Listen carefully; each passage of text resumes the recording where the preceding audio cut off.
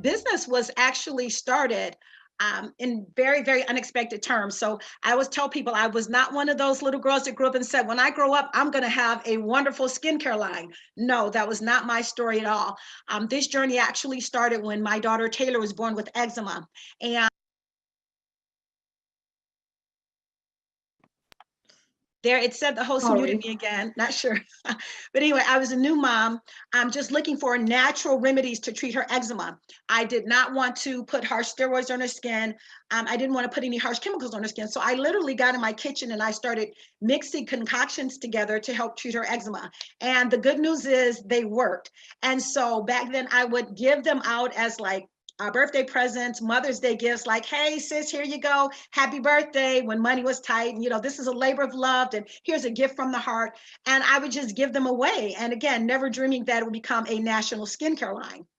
And so later, I was working as an administrative law judge for the state of Michigan, handling unemployment hearings when suddenly and without notice, due to budget cuts, I lost my job. And when I lost my job, I ultimately lost my home, I lost my car, I lost everything. I ended up having to file for bankruptcy. And I literally say I'm the first and probably only person on the face of the earth that literally went from presiding over unemployment hearings to having to rely upon an unemployment check. So here I am, I've lost everything. And I'm like, okay, where do we go from here? And so my brother, who's here in Detroit, his name is Art Cartwright. He has an organization called Global Empowerment. And he has a radio show where he encourages people to step out and become entrepreneurs, to become business owners for the purpose of bringing change to the community. And I'm listening to him on the radio and he's like, you know, that invention that you have been dreaming of. He said, you know, that book that's inside of you. He said, those recipes that were handed to you from your mom, your grandmom. He said, those concoctions that you've been mixing in your kitchen. He said, that's a business you're sitting on. And he said, you know, the world needs what you have. And so that's when I had my sudden epiphany, the bells and whistles are going off. I'm like, you know what? He's talking to me, you know, like, what am I doing? Yes, let's dust off those formulations and let's go for it. Because again, I've lost everything. So what do I have to lose, right? So he later, he has a free class to teach you how to incorporate your business. And I took the class, I started my first LLC. And then he announced, he said, hey, Shark Tank is coming to town and they are looking for people to come down and audition. And so again, I've got nothing to lose. And I'm like, you know what? Hey, let's go for it. So I and a group of other people from Global Empowerment, we actually went and we pitched to the Shark Tank team. And as it so happens, believe it or not, their lead person from Shark Tank also suffered from eczema. And of course, I've got my awesome daughter there with me. That was the reason why I started mixing the products in the first place.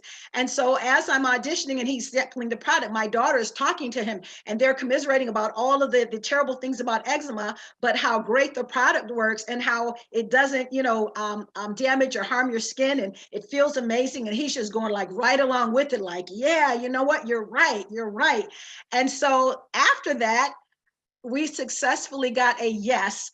So I'm in the queue right now. I have not gone to Hollywood yet, but that's something I'm looking forward to happening hopefully in the very, very near future. So super excited about it. And right after Shark Tank, he announced that Walmart has a program and they're looking for people who have products that are made in America.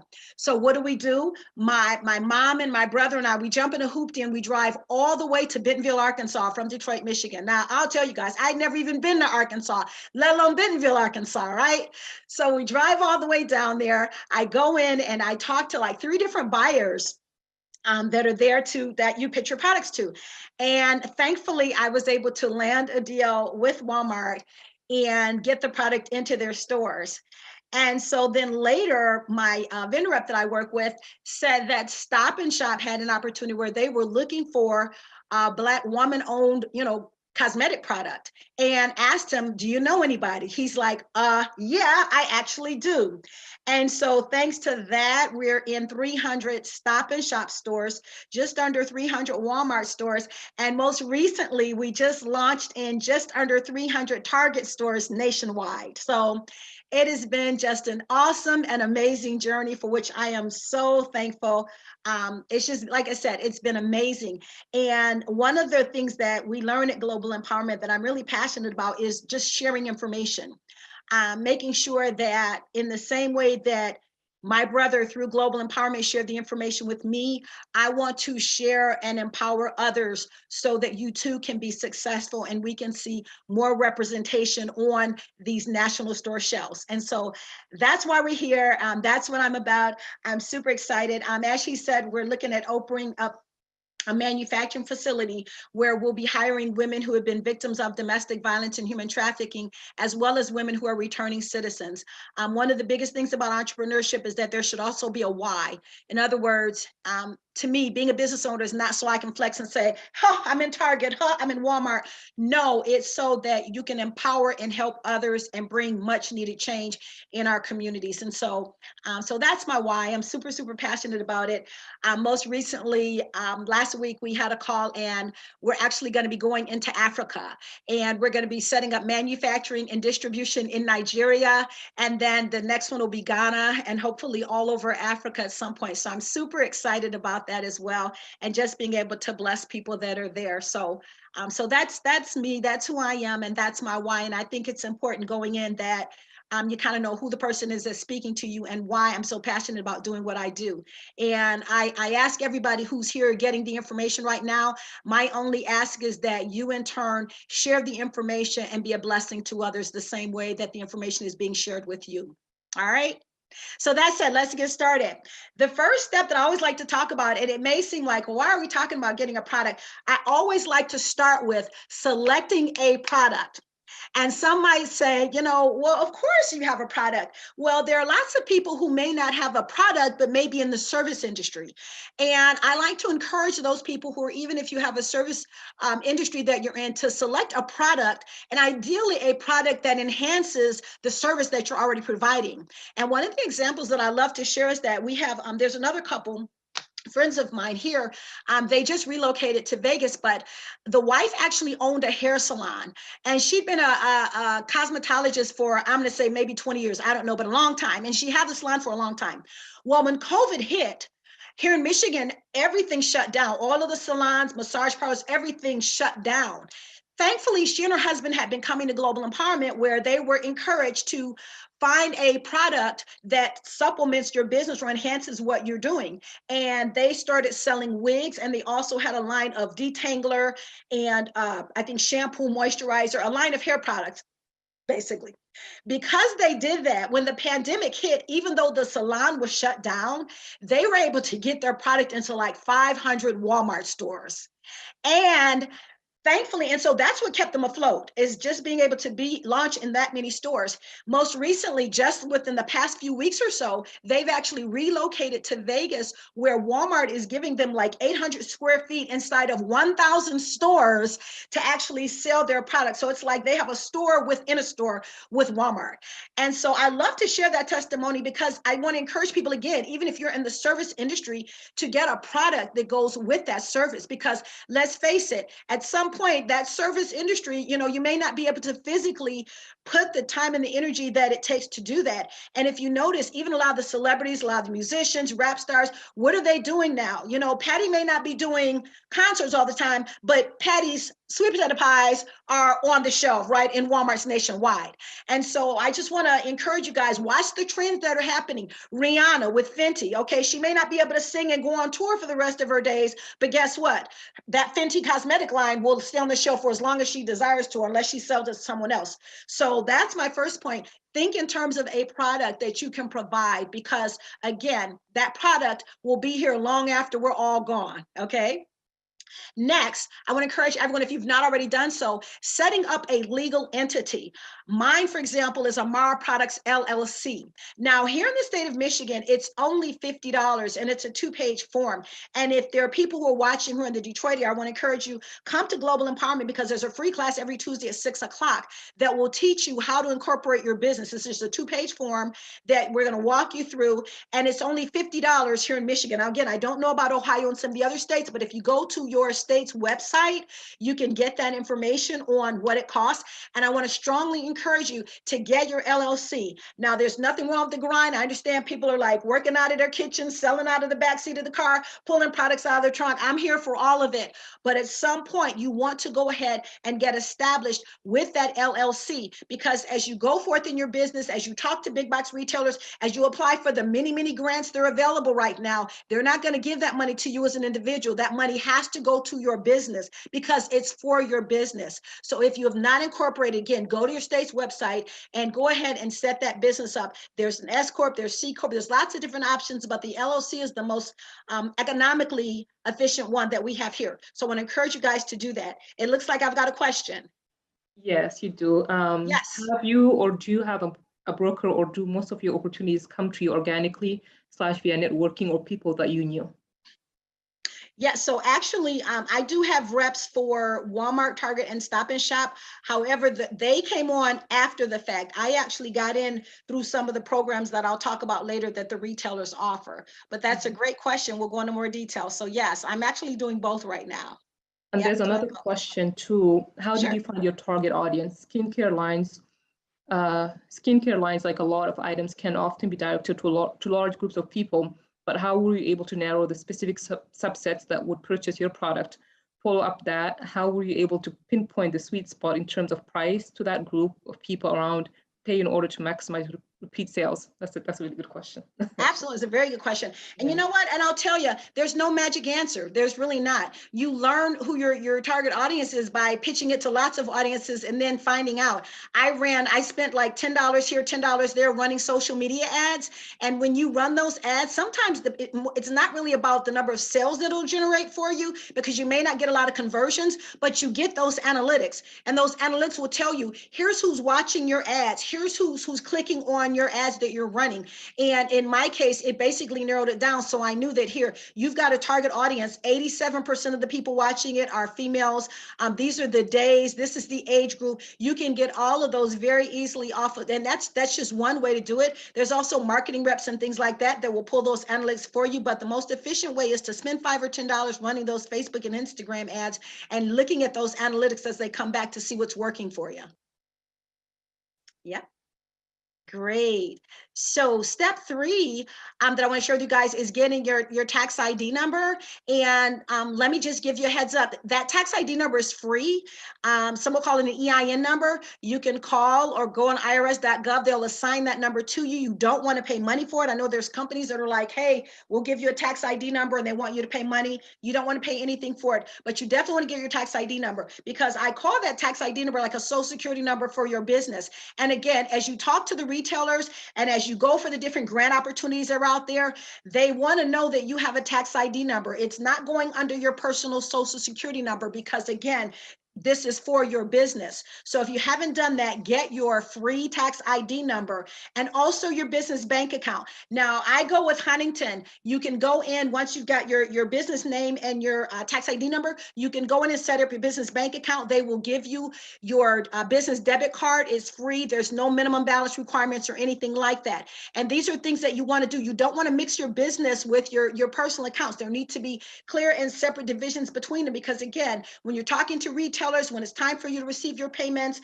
they want to have a business account that's assigned to that business that the monies can go directly into. They will not deposit it into your personal account with your personal social security number. And just by way of background, let me just say this too. Some of you may have this information, but I want to make sure that I cover as broad as possible. So if these are things that you have in place, then awesome, great. But let's think about the people who may not know this information already, okay? Wonderful. Next step is your Dun & Bradstreet number. Now, that's another free number that you get that's assigned to you. Some call it a DUNS number. I highly recommend that, because again, that's like getting a credit score for your business. And what they'll do is, as your business grows, different people will look out and they say, well, we want to see the financial stability of this company. We want to see what's going on. We want to see how much money is being generated or what have you. Well, that's where that D&B number comes in. And again, there's lots of companies that may try to sell this to you. You don't have to pay anything for it. It's free. And they may try to upsell you. You don't have to do any of the upselling. Just let them know, look, I just want my DUNS number. That's all I'm looking for right now. But again, you want to get that in place because those are things that the retailers or the EDI, and I'm going to talk about that a little bit later, these are the things that they want to see that you already have in place before you go and sit down across the table from them. Okay. Next, and it looks like, wait, is there a question? Yes, Pamela Okay. asked, how do you find distribution for your business? So when it comes to distribution, there's lots of ways that you can do it. You can go through a contract manufacturer. There's contract manufacturers with the different industries. And so I like to tell people, like, for example, you've got, I'm just going to sweet potato pies. Let's say you make the world's greatest sweet potato pies in your kitchen. Well, obviously, once you're dealing with big box retailers, you may not be able to bake enough in your kitchen to satisfy the quantities or the demands of the particular retailer that you're doing business with. So that's where you want to find a contract manufacturer. And there are food contract manufacturers, there's cosmetic contract manufacturers, pretty much whatever field there's in, there are manufacturers that will help you mass produce that. You sign an NDA, which is a non-disclosure agreement. And then once you sign that and you share those formulations or recipes with them, they will come back with you. You get to sample it, you can tweak it, and then you can go from there. But that's primarily how that distribution is set up. And don't get me wrong, you can also do it in-house should you choose to. But in doing it in-house, you want to make sure that you've got the capacity and that you've got the equipment that's necessary, because these stores don't want to hear excuses like, oh my God, my stove broke down. No. There's no excuses. So there's timelines within which you have to get those products out there. So you want to make sure, like I said, that you go with a professional company or that you have the staffing, the equipment, everything in place so that you can mass produce them yourself. Okay. Great. So next step, certification. This is a very, very crucial step. Right now, there's what's called the billiondollarroundtable.org, and that is basically an organization of companies that have committed to spending $1 billion a year with woman-owned and minority-owned companies. And that's where they will look and say, okay, is this business certified as being woman-owned? Is this business really minority-owned? So there's lots of certification organizations out there. You can do it on sam.gov for free, the SAM registration. Systems for Awards Management, that's a free certification through the government that you can get. There's also the WBENC, which is the Women's Business Enterprise National Council. There's also the NMSDC, which is the National Minority Supplier Development Council. If you are a veteran, there is vetbiz.org, and you can get free certification if you're a veteran. There are certain ones for LGBTQ, disabilities. There's lots of different certification organizations where you can go and get your business certified. Oftentimes, there may be a certain amount of funding that's set aside where they want to do business with women, or they want to do business with minorities, or they want to do business with veterans. That certification is what opens the door and unlocks those funds for these companies to do business with you. And a lot of people say, well, wait a minute, why do I have to prove that, I am what I say I am? They can look at me and see I'm a female, or they can look at me and see that, I'm a minority. Well, no, the problem is that they want to know that your company really is owned by who you say it's owned by. In years past, you've had people that'll go in and they'll be a sales rep or a representative, and they'll pretend as though they own the company, and they get this $1 billion contract. And later on, the company finds out that that person who sat across the table from them and actually secured that deal was not the owner at all. They were a person that was basically standing in for the owner. And so for that reason, they have certification agencies that you go through that will give you a certification. And basically what this allows the retailers to do is to allow the certification agencies to vet you and do all of the vetting so the retailers don't have to do it. And that's basically how you look at it. So in other words, Target, Walmart, when they want to do business with you, they don't have to go collecting your tax returns and your identification. They don't have to do any of that. The certification agencies have already done that for them. So all you have to do is show them that certification, and then boom, there you are. And the door is open for you. So I strongly encourage everyone to go ahead, get your business certified. Now, like I said, the SAM certification is free. I know with the WBENC and the NMSDC, I think it's $350 a year. And I think with VetBiz, I think that's a free certification as well. But you'll want to look up the respective ones. You can Google them and check, but that's something, like I said, I highly recommend, because the certification piece is what has stopped so many businesses from being able to get on the store shelves, because a lot of people just didn't know. It's like, well, if I'd known I need to be certified, I'd get certified, but I never knew. And so my goal is to let the cat out of the bag, put the information out there so you guys can take advantage of it. Great. Do we have more questions? Yes. How do you find a contract manufacturer that's legit? That's a very, very good question. You know, what I highly recommend is that of course, you want to go online, you want to check the Google reviews, you want to see what other companies are saying, because typically with contract manufacturers is B2B. And so if a business takes the time to really like throw shade on another business, you want to pay attention to that, because typically it means that they've had a really, really bad experience. I can share with you guys personally, in my quest for a contract manufacturer of cosmetics, oh my gosh, I went through some serious experiences. There were companies, I literally jumped on a plane. I went out to California in search of, and I can honestly tell you, there was one company where the guy he didn't have business at all. It was a guy on a cell phone in a closet somewhere, a closet of an office, pretending to be a contract manufacturer. So that's a very, very good question. And that's why I literally went out to visit on site.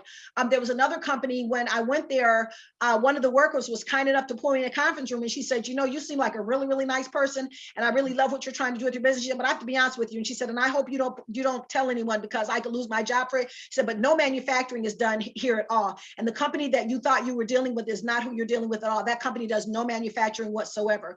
So yes, there are lots of companies out there that hold themselves out as manufacturers, but you want to make sure that you have an airtight non-disclosure agreement, and you want to ask for a tour of the facility. And if they say, oh, well, you know, the actual manufacturing is off-site, these are just the business offices, then that's a no. If they will not allow you to walk through and actually see what's going on and see people at work manufacturing your particular product, then it's not someone that you want to deal with. So you really have to do the legwork. You've got to go and do the legwork. But trust me, it will be well worth it. Yeah, I see that you have a question and your hand is raised. So if you want to unmute, please go ahead. So I wasn't clear on how do we find those contract manufacturers?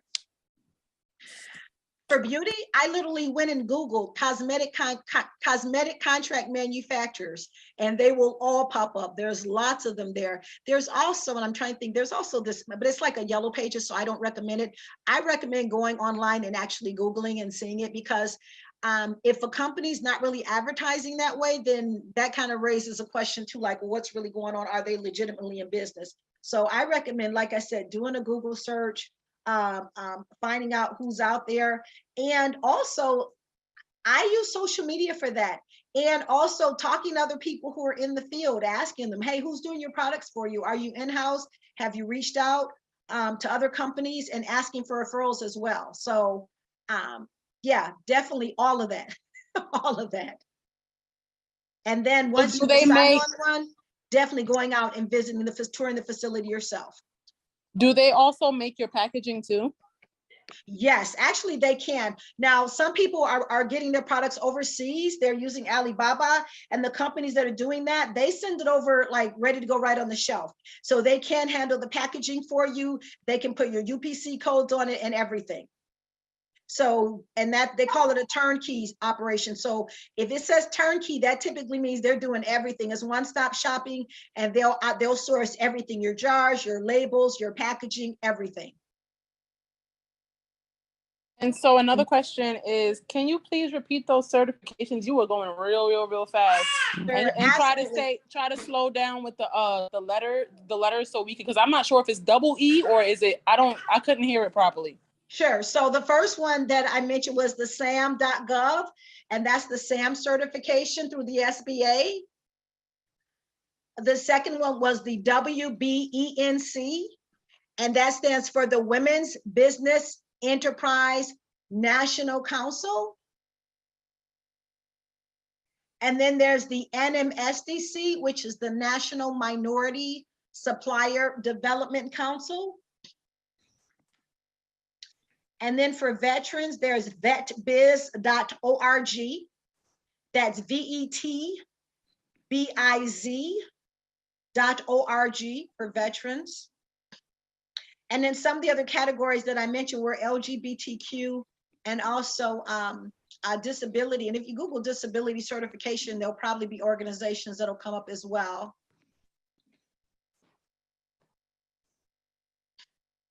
Okay. Next up, also your website and social media. Before pitching to buyers in big box retail stores, you want to make sure that you have an e-commerce website that's up and going, where all of your products are on display. And what I highly recommend too on that website is that you have your retail price. Now, bear in mind that the retailers are not going to pay the full retail price for it. So you want to make sure that whatever you're showing on your website is a higher price than what you expect the retailers to pay for it. But you definitely want to have an e-commerce website as well as your social media. The social media piece is so key.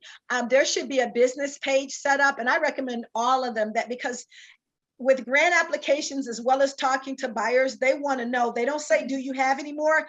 It's like, what is your Instagram? What is your Facebook? What's your LinkedIn? What's your Twitter? So you want to make sure that you have those things in place.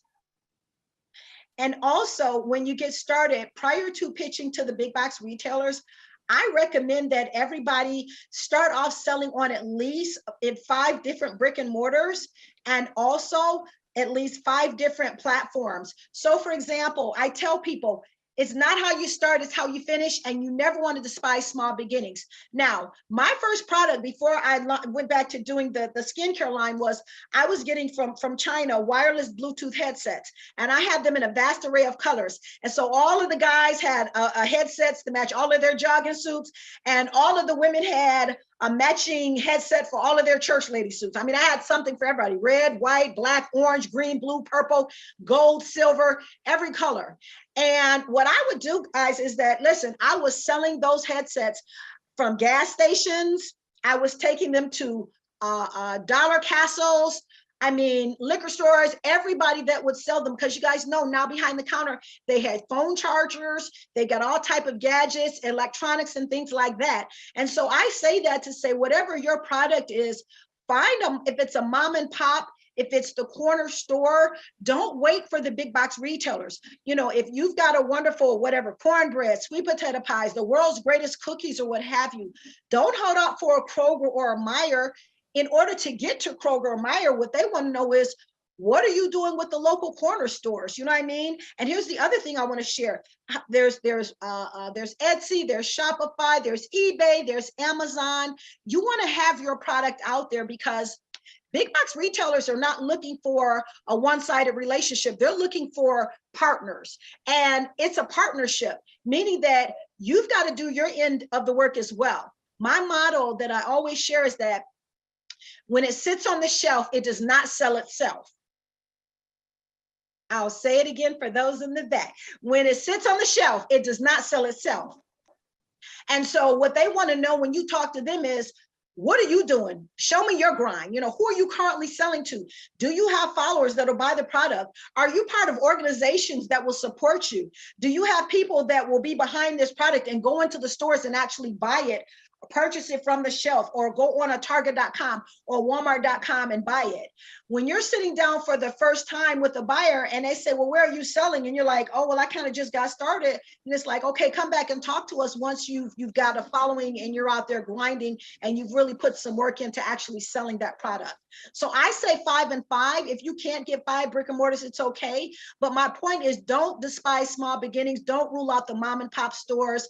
Don't rule out the dollar castles if your product can fit in there. And you guys know dollar castle, everything is not $1. So don't let that be a deterrent, like, well, I don't want it there. No, you want to get it there, because the more doors you're in when you sit down with that buyer, the greater the likelihood that you'll go ahead and get a deal.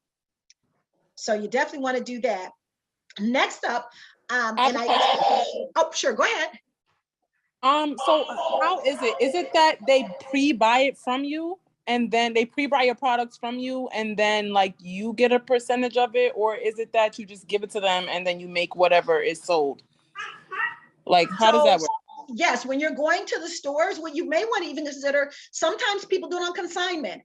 We have a guy here, he's got paper plates. And what he did was he went into the mom and pop store that his dad and grandpa had supported in the community forever. And he said, listen, this is my new product. I have these birthday cake plates and I would really like it if you could sell them. And he told them, he said, listen, I don't mind doing consignment. I will leave them here, and whatever you do not sell, I will come and pick up. And the guy was like, well, absolutely, we'll take them. And he said, and I'll tell you what, whatever you sell, just give me $1. So you're basically, you're leaving the product there. You're letting people know that it's there. You're telling your friends and family, hey, I'm at the 7 Mile store. Please go buy the product. You're on your social media saying, hey, I'm in the store. Please go out and support. So that when you go back, he'll say, hey, everything's sold out in like 3 days. Give me some more product. That's how you build a relationship. So no, they're not going to pay you up front typically, because again, until you have that brand recognition and it's established, they typically go like, no, we'll pay you when people pay us. With the big box retail stores, you actually ship to them, and it can be 60 to 90 days before you see a dime of it. Because once you ship, they have what's usually a 60 or 90-day net, meaning you go ahead and you ship the product to them. You start getting people to go in and you go and buy that product. And ideally, by the time they have to cut you the first check, the product has already flipped and you're turning it over. But they do not advance any money at all. So everything in terms of getting it to the retailers, getting it in the stores, that's all on your dime. Now, there are what are called factoring companies, and there's purchase order financing company. And what these factoring companies and purchase order financing companies do is that once you get a deal, let's say you're scheduled or you're slated to go into a Target or Walmart, they will give you money based upon that purchase order from Walmart, Target, or whomever. And then once you get your money, then you go back and you pay them back, plus interest, of course, but that's at least advancing you the money so you can get the deal done.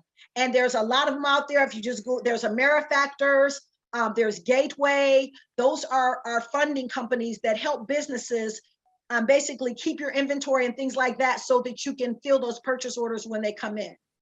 But the retailers do not do that at all. And most of the local stores don't either.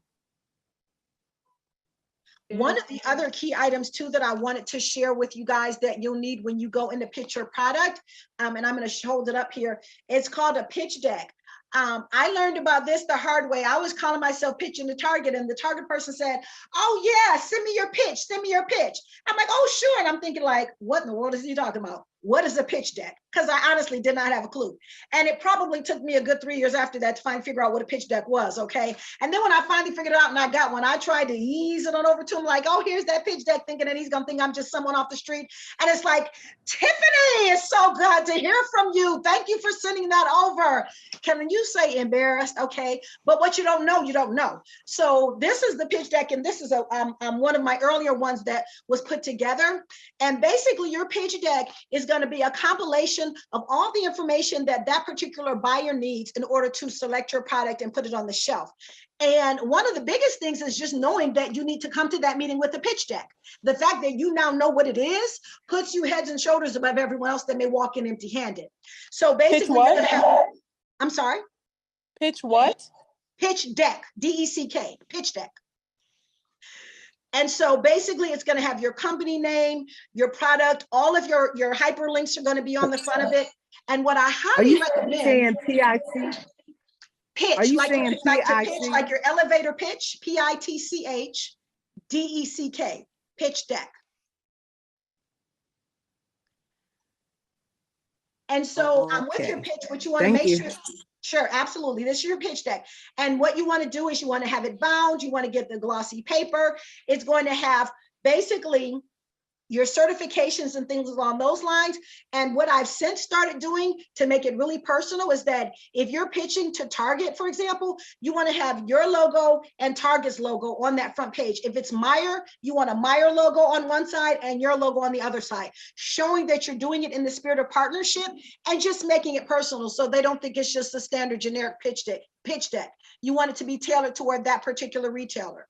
The other thing that is so important to do while I'm talking about a pitch deck is when you go and you talk to that particular buyer, make sure you have a very good understanding of what they're already selling on the shelf, what's there, what's not there. And also you want to be able to speak to them in terms of where your product fits in. If you haven't walked those aisles, if you're not shopping in that store, if you don't know the different type of promotions and things like that that they run, then they're going to want to know, why should we bring your product in? Because you haven't taken the time out to even study who we are as a retailer and what we sell and where we sell it. So when you go in, you should be able to say, hey, I visited your store on 6th Street and I've noticed that my product will be a great fit between Shea Moisture and Tree Hut. And then That needs to be in your pitch deck. So you're going to want to go through a short bio about you and who you are. You want to talk about your brand story. You want to talk about your certifications and things along those lines. Also, yes. Is that a question? Do you have a format for pitch deck? Yes. Do you have a format for pitch deck? What they're going to do is they're going to put my email address in the chat, and if you guys want to email me, I'll email you the copy of it. I can do it that way, and then you can just tweak mine and make it your own.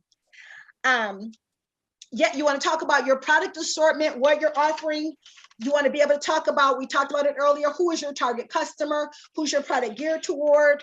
You also want to talk about what you've done, like this is Shark Tank, like my brand has been featured in Entrepreneur Magazine, Black Enterprise Magazine, various TV networks, things like that. That's what goes in your pitch. You want to have pictures of all of your products there. You want to be able to speak to where you're currently selling, like we talked about earlier, what retailers you're currently working with, or what platforms you're selling on, be it Amazon, Etsy, eBay, or what have you. You want to let them know that. Also in your pitch deck, you want to make sure that you have your pricing information, your MSRP, manufacturer's suggested retail price, MSRP, your manufacturer's suggested retail price. So you want to be able to tell them what the wholesale cost is and what the retail price is. And also, if you have different sizes, we sell a 2 ounce, a 4 ounce, and 8 ounce. You want to make sure that you provide that information as well. Okay. The other thing is when you go in and you pitch your products to retailers, you want to make sure that you have GS1 barcodes on the products. GS1.org is where you want to order them from. And I'll let you guys know that there are lots of companies out there that'll say, hey, you can get barcodes for $10 or what have you. There are lots of people out there that will sell you a barcode as well. You don't want to do that. And the reason why is because barcodes are registered to an individual business. So when you go and you buy a bootleg barcode or secondhand barcode, an aftermarket barcode, and you sell products, then that person, that company that the barcode is registered to, they're going to be the ones to get credit for those sales. And I don't think anybody wants to have that happen. So you want to make sure that you get them directly from GS1, that they're registered under your company name with GS1. And the reason that's so important is, and I'm going to do this demonstration, when you get the barcodes from GS1, they're going to sell you typically a case of 10. I've heard you can get 100 at a time, but this is what's called the each. These are individual labels for G.L.A.M, which is my brand, G.L.A.M body scrubs. So for each G.L.A.M body scrub that's on the shelf, and every product that's on the shelf, you guys know they all have a barcode, and this is what allows it to scan with big box retailers. So if there's no barcode on the product, then they can't sell it to the general public. So it has to be registered, it has to be set up. Now, the other reason it's important to get them directly from GS1 is because GS1 will assign you what's called your each. Now that each is then going to be built into what's called a family of barcodes. So when I ship these to Walmart and Target, every individual jar, every each has a barcode on it. Brown sugar, for example, the UPC code is 864-636-000359. And it doesn't matter where you go and you buy G.L.A.M bubbling brown sugar barcode, or I'm sorry, product, wherever you buy my scrub, Target, Walmart, Whole Foods, whomever, it's going to have that same 864-636-000359.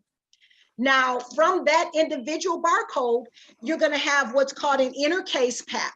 And when you talk to the buyers, you want to let them know what size that inner case pack is. So when I ship my products to Target and Walmart and Stop and Shop, my inner case is 12. And there's a separate barcode that's an extension of that each. And this is the barcode that goes on every case of 12 that I ship to either Target or Walmart. So if your each number is from some other company and it's wrong, then guess what?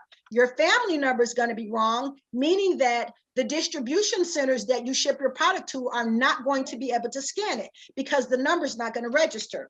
So for example, on this one, which is my inner case pack, the actual number that's on it is 20-864-636-000353, which is again, a variation of the same barcode.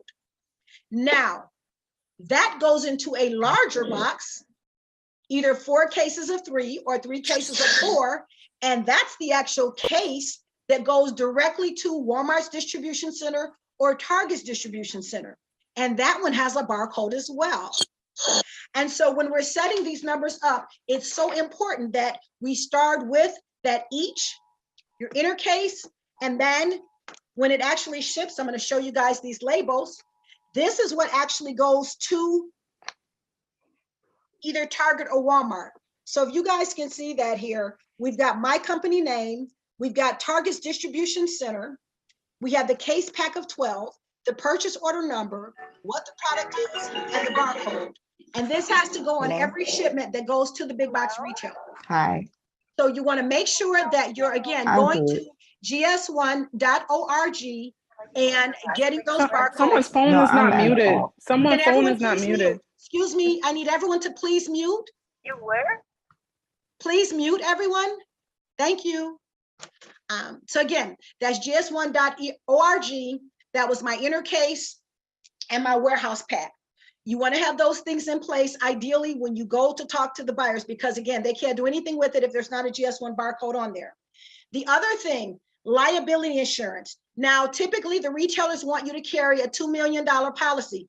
Don't throw stones, don't gas, it's okay. Typically that $2 million policy may cost you $30, $40 a month, depending on what the product category is and where you get the insurance from.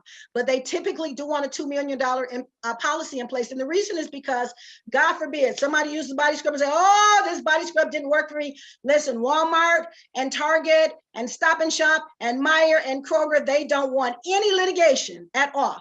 So it's up to you and your company to defend that. And that's why you have the liability insurance in place, okay? And again, typically it's a $2 million policy. If it's something different, they'll usually tell you that. Also, a capability statement. Your capability statement, and I think I may have given away the last one, but anyway, capability statement is what you have, and you can put it inside your pitch deck. They want to know how many units can you produce over what period of time. So for example, we may be able to do 50, 100 or so at a time at home. But when you're dealing with the big box retailers, they may say, okay, we're going to start you off in 500 stores and we want to put 10,000 units in each store.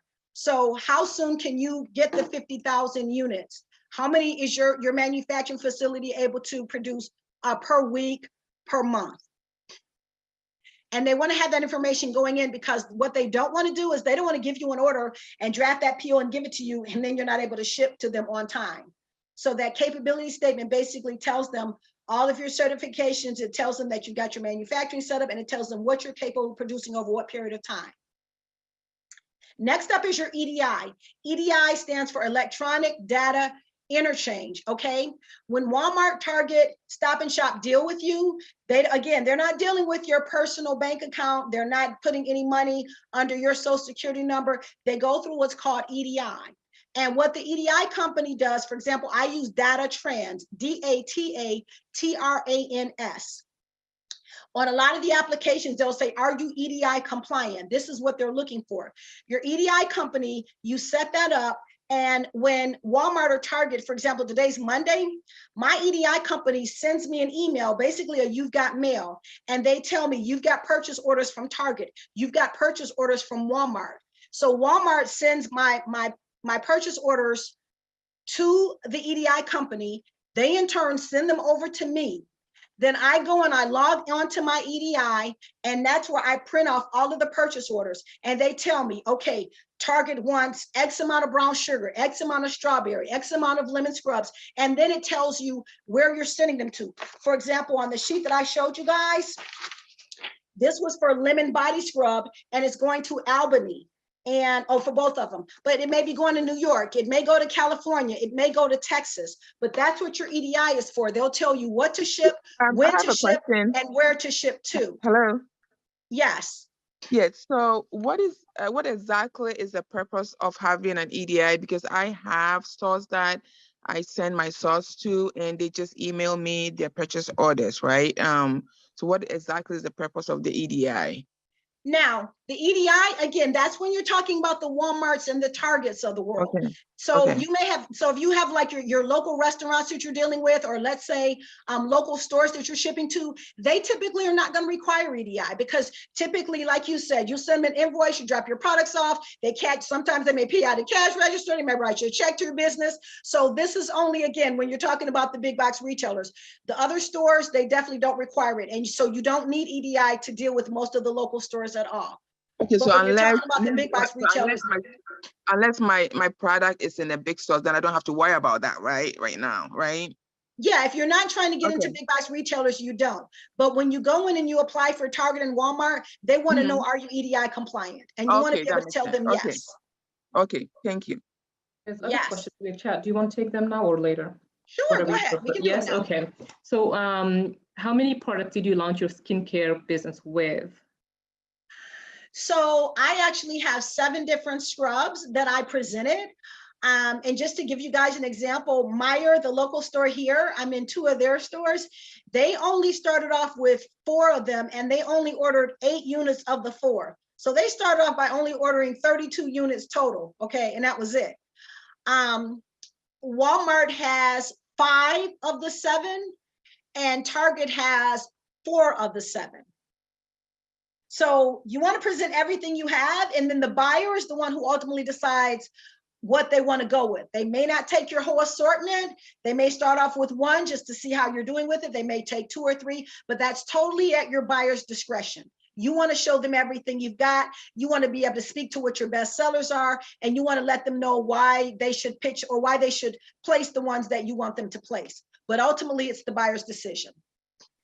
Okay. And then another question for Pamela: did you get your products tested or approved before you start selling it? That's a very good question. So what you want to do with your testing, I tell people, particularly with cosmetic products and with food products, you don't want to go and pay thousands of dollars to different companies to test the products, because the retailers have their own individual companies that they deal with. So for example, with the body scrubs, I can go pay ABC company $4,000 or $5,000 to so-called test my products. But at the end of the day, when you go and you pitch it to Walmart and Target, they have a company, for example, it's called Works, WRCS. Both Target and Walmart, I'm sorry, all 3, Target, Walmart, and Stop and Shop use the Work system, and you have to pay them to test your products. So I highly recommend that you wait until that particular retailer tells you who they want to test your products with, or the company that they use, and that's who you want to test with. Another person at Global Empowerment has garbage bags, and asked that same question. And the person told me, she said, listen, Meijer has certain companies that we get our garbage bags from, that we source them with, and we have certain companies that we want to test our garbage bags. So there's no point in you're going and spending the money until that retailer tells you with whom you should spend that money. But that's a very, very good question. And then do you have to pay the big box brands fee for being on their shelves?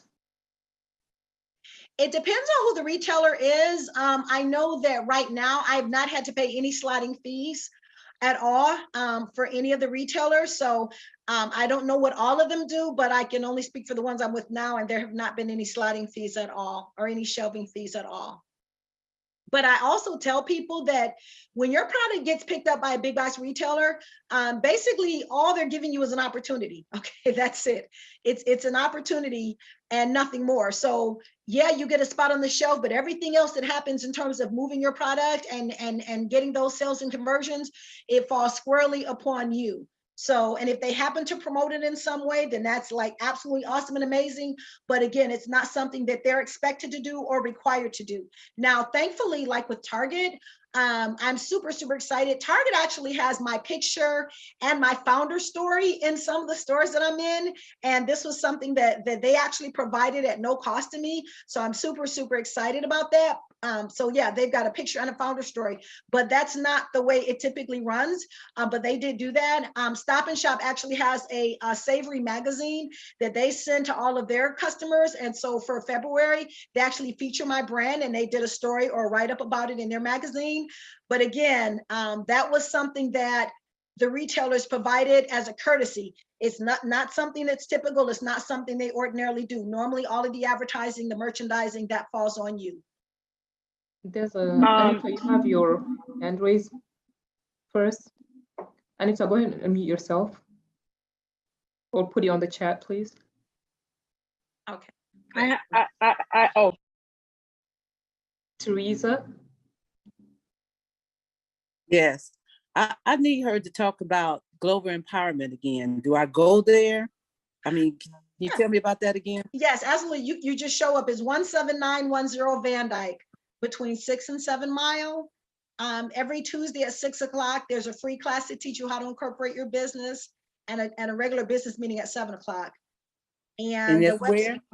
17910 Van Dyke. 17910 Van Dyke. You want to spell Van Yes. Dyke for me? And that's in Detroit. Oh, it's in Detroit. Yeah. Oh. Yeah. Great. Tiffany, Yes. may I ask how much did you pay for the testing? If you don't mind sharing how much you paid for the testing. That's a good question. You know what? And to be honest with you, I cannot remember. They set it up per item. Golly, it's been a while, honestly. And it may have been about $600 for each SKU. And don't quote me on that, but I think it was about $600 per SKU. What do you mean by SKU? So that's like for every item that you have. So for example, if you have 7 SKUs and the retailer wants 7, so you're paying $7 for each one. So for example, my brown sugar, that's under 1 SKU. The lemon is another SKU. The strawberry is another one. Lavender is another one. So each product that you have in your assortment has a different UPC code that'll have a different SKU, which is the stock keeping unit number that it's registered under. So each one has to be tested, even though it's the same brand, they all have to be tested independently. And the system, like I said, is WERCS. And that's who the testing was required from, like I said, all of the retailers that I'm dealing with right now. But again, I don't recommend that you spend the money yet, because you want to wait. So let's say you've got, like in my case, you may have 7. Well, if Walmart only picks 2, then you don't have to pay for testing for all 7 yet. You only have to pay for testing for the 2. But the good part is that I had to pay the work system, but I don't know if you guys have ever shopped on Target online. So Target has badges that they assign. Because I had done the testing already, Target has assigned me, I get their clean badge, which lets people know that I have clean ingredients in my product. So those badges kind of come with it as well, which is a plus. That comes by virtue of having the testing, because they test everything, all of the chemical components of everything. It's all been tested, and that gives that retailer confidence that they can put it on the shelf, and it also gives consumers or customers the confidence of knowing what they're putting on their skin or ingesting in the case of a food product. And also, can I add something real quick? I know you're talking about beauty products. I have my sauce, and when I use the manufacturer that produced my sauce, they are already FDA, like an FDA facility already. So they provide all the testing for my sauce, because with food, I had to do testing in advance before I can be retail ready. So every industry is probably different. And I know that you're talking about your experience. So you might have to do a little bit of research. And if you're in the food business, it might be a different process.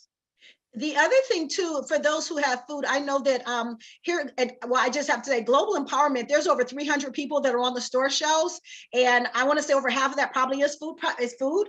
So I know that some of them have USDA certifications that they've gotten through USDA. They've actually had their inspectors come out on site and give them the different certifications. Also, I don't know about in Ohio, but you may want to check with your local universities as well. I know here in Michigan State University is working with a lot of businesses that have food products that they want to get on the shelf. So they're really assisting and helping with funding for some of the testing and things like that, and also letting them know what the requirements are for the food products. So you may want to reach out to the respective colleges and universities in your respective city or state to find out, what they may be able to provide for you as well, to make sure that you have all of those requirements met. But the retailers will let you know for your particular industry what it is that's needed. They will definitely let you know what the requirements are in case they're not all in place. And for those who joined the call late, just by way of background, I was speaking of Global Empowerment. That's an organization here in Detroit that trains people or teaches people how to get products onto store shelves. And it's where I learned everything I know about dealing with big box retailers. And so it's how I'm able to share that same information with all of you. So it is here in Detroit. And I know that not everybody is able to get here and go to it. So that's why I'm trying to make the information available for people who are outside of the state of Michigan who don't reside in Detroit, so you guys can still get the same wonderful information that we are so blessed to get here at Global Empowerment. There is a radio show that comes on every Sunday that you guys can tune into on the Detroit Praise Network. If you just go to their website, click on the Listen Live, you guys can tune into the radio show, and also on globalempowerment.net. I just wanted to thank you too, Miss Tiffany, for taking the time out of your day to share this information with us free of charge. I really appreciate that, because I just want to make sure that you know how grateful some of us are, because I haven't heard a lot of people thank you for spending your time with us right now. So I just want to extend that over to you to let you know you're doing a great job, and I appreciate you. Thank you. Oh, absolutely. Thank you so much. No, I really appreciate that. You know, it's really all about lifting as we climb. So that's why I'm here. And like I said, I just ask that that you guys share the information and be a blessing and help others. You know, let's not keep this information secret. You know, I don't purport to know everything. I'm still learning as I'm going as well. This is all new to me. Like I said, I just launched in Target a few weeks ago. So I don't have all the answers, but I'm trying to share the information that I do have in the hopes that it will bless and help other people. So thank you for that. And you did say you would leave your email address. My name is Andrea, by the way. I'm from Cleveland, Ohio. I too have a clean skincare brand. So did you say you were going to leave your email address in the chat for some of us? Yes. I put it in the chat already. In the chat for everyone. Amarra Naturals. You guys can just use my Gmail. My personal Gmail is fine. AmarraNaturals@gmail.com.